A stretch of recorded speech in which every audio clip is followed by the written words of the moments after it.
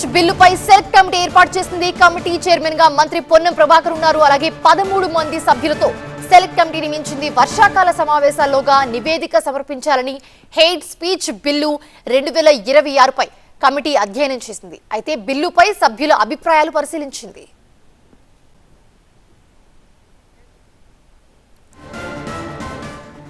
మరిన్ని అప్డేట్స్ అందించడానికి మా ప్రతినిధి ప్రభాకర్ అందుబాటులో ఉన్నారు. ప్రభాకర్, ఈ తెలంగాణ అసెంబ్లీ మండలి జాయింట్ కమిటీల ఏర్పాటు జరిగింది. సో దీంట్లో కొంతమందికి కొన్ని అప్పచెప్పడం జరిగింది. స్పెషల్ గా ఏంటి, ఎవరెవరికి ఏమేమి అప్పగించారు, అప్డేట్స్ ఏంటి?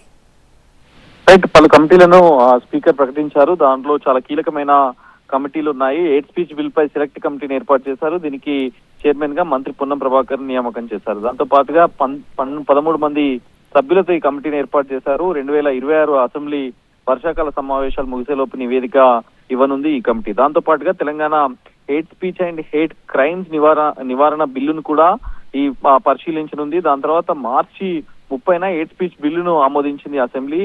సో దీనిలో భాగంగానే ఈ కమిటీని ఏర్పాటు చేశారు. దాంతో పాటుగా కొన్ని కమిటీలను కూడా స్పీకర్ నియమించారు. దాంట్లో ఉమ్మడి ప్రత్యేక కమిటీలను ప్రకటిస్తూ బులెటిన్ కూడా విడుదల చేశారు. దానిలో సబార్డినేట్ లెజిస్లేటివ్ కమిటీ ఉమ్మడి కమిటీ చైర్మన్ గా ఎమ్మెల్యే కడియం శ్రీయర్ ని నియమించారు. సదుపాయాల కమిటీ చైర్మన్ గా శాసనసభ స్పీకర్ గడ్డం ప్రసాద్ వ్యవహరించనున్నారు. దాంతో పాటుగా షెడ్యూల్ క్యాస్ట్ కమిటీ సంక్షేమ కమిటీ చైర్మన్ గా మేడిపల్లి సత్యంను, అదే ఈ కమిటీలో హరీష్ రావు సభ్యుడిగా కూడా నియమించారు. దీనిలో బీఆర్ఎస్ సభ్యుడిగా ఉన్న హరీష్ రావు కూడా కమిటీలో ఉన్నారు.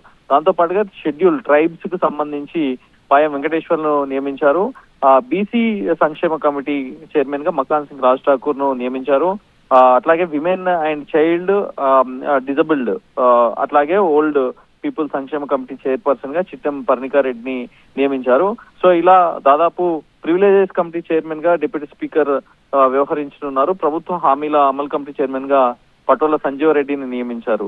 సో ఈ కమిటీలో రూల్స్ కమిటీ చైర్మన్ గా స్పీకర్ గడ్డం ప్రసాద్ వ్యవహరించనున్నారు. ఈ కమిటీలో బీఆర్ఎస్ ఎమ్మెల్యే కేటీఆర్ ను కూడా దీంట్లో ఇంక్లూడ్ చేశారు. ఎథిక్స్ కమిటీ చైర్మన్ గా రేవూరి ప్రకాష్ రెడ్డిని నియమించారు. సో ఇలా దాదాపుగా ఇప్పటివరకు పెండింగ్ లో ఉన్న అన్ని కమిటీలను స్పీకర్ ఈ రోజు నియమించారు. Right, thanks for the updates Prabhakar.